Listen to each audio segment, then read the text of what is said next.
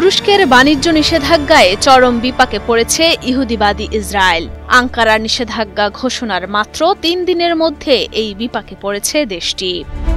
এক প্রতিবেদনে এ তথ্য প্রকাশ করেছে ইসরায়েলের স্থানীয় সংবাদ মাধ্যম ক্যালকালিস্ট। ক্যালকালিস্টের ওই প্রতিবেদনে বলা হয়, তুরস্কের এই বাণিজ্য বয়কটের প্রভাব আগামী কয়েকদিনের মধ্যেই ভুগতে শুরু করবে ইসরায়েল। খাদ্যসহ নিত্যপণ্যের দাম হু হু করে বেড়ে যাবে। সবচেয়ে বড় প্রভাব পড়বে ইসরায়েলি নির্মাণ শিল্পের ওপর। সঙ্গে অটোমোবাইল খাতেও দেখা দেবে তীব্র সংকট। সংবাদ মাধ্যমটি আরও জানিয়েছে, তুরস্ক বাণিজ্য সম্পর্ক ছিন্ন করার পর বেশ অবাক হয়েছে ইসরায়েলি সরকার।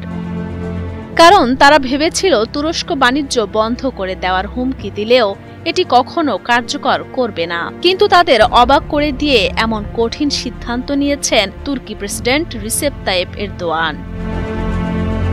এ অবস্থায় অর্থনীতিবিদরা বলছেন, শিল্প কারখানার পণ্য, প্রসাধনী এবং নিত্যপণ্যের মতো গুরুত্বপূর্ণ জিনিসের জন্য অনেকটাই তুরস্কের উপর নির্ভর করতে হয়।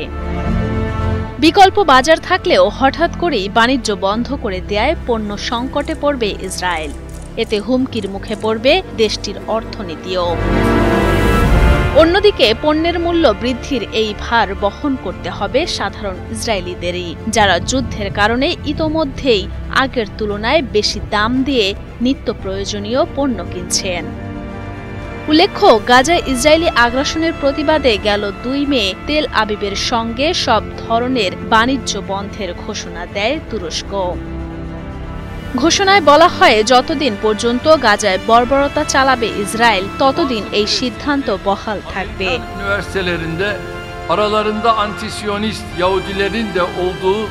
গাজায় যুদ্ধবিরতিতে বাধ্য করতেই এমন পদক্ষেপ বলে জানান তুর্কি প্রেসিডেন্ট রিসেপ তাইয়েপ এরদোয়ান।